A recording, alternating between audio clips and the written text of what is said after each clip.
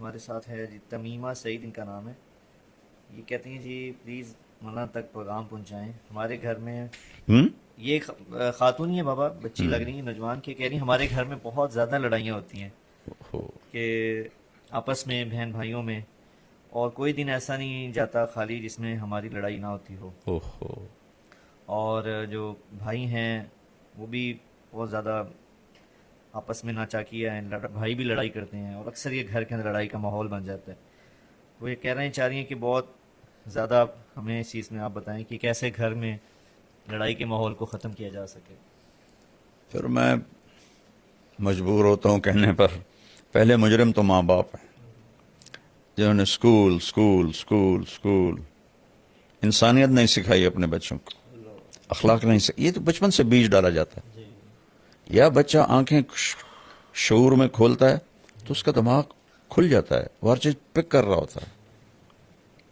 تو اسی وقت سے اس سے پیار محبت اور زندگی کیسے گزارنی ہے یہ بتانا ہوتا ہے. جیسے طوطے کو رٹاتے ہیں پیار محبت سے, تو وہ تو کرتے نہیں. دیکھو ایک ہوتا ہے ہمارے گھر میں گارڈن ہے, تو ہم نے مالی رکھا ہوا ہے, وہ آتا ہے, وہ ایسے تراش خراش کرتا ہے, خشک شاخوں کو کاٹتا ہے, جو ادھر نکل جاتی ہیں ان کو پھر تو وہ پودا بن کے نکلتا ہے. ٹھیک ہے. اور کھیتوں میں بھی ہمارے درخت ہیں, ان کا نہ کوئی سائز ہے نہ کوئی شکل ہے, کوئی ادھر شاخ جاری کوئی ادھر شاخ جاری. تہذیب کا مطلب ہے کانٹ چھانٹ, عربی کا لفظ ہے تہذیب, کانٹ چھانٹ. تو یہ تو ماں باپ کرتے نہیں, ٹائم نہیں دیتے, اور گھر میں ہوتے ہیں تو موبائل پہ ہوتے ہیں یا ٹی وی پر ہوتے ہیں, تو بچوں کو بھی موبائل پکڑا دیتے ہیں. تو پھر وہ کیسے جانیں گے کہ پیار سے رہنا ہے. اور ہر بچپن سے فطرت ہو جاتی, جو میں چاہوں وہ ہونا چاہیے بچپن سے.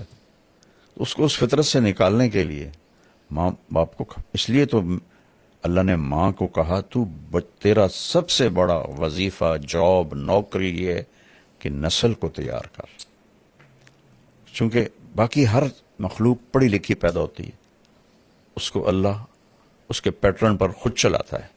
انسان جنگلی پیدا ہوتا ہے, اس کو کچھ پتہ کوئی نہیں. لا تعلمون شیئا, قرآن میں آتا ہے, واللہ اخرجکم من بطون امہاتکم لا تعلمون شیئا.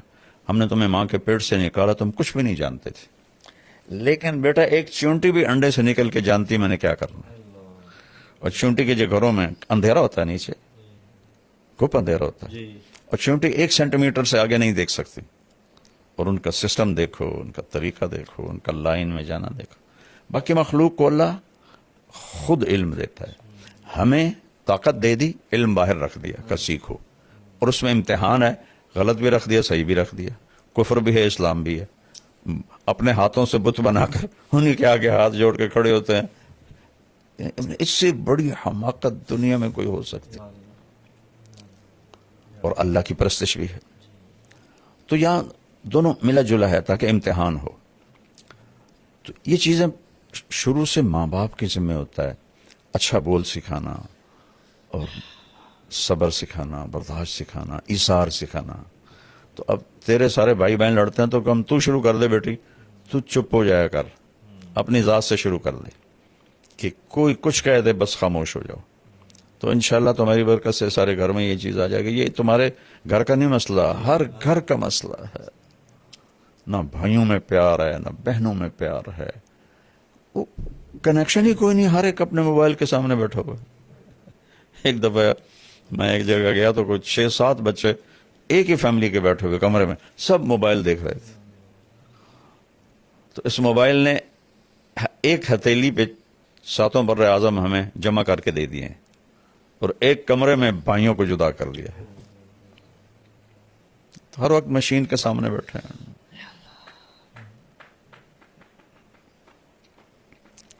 نفل پڑھیں, دعا کریں, اور اپنی ذات سے شروع کر دیں. کوئی لڑے بہن بھائی خاموش ہو جائیں, خاموشی بہت بڑا جواب ہوتی ہے.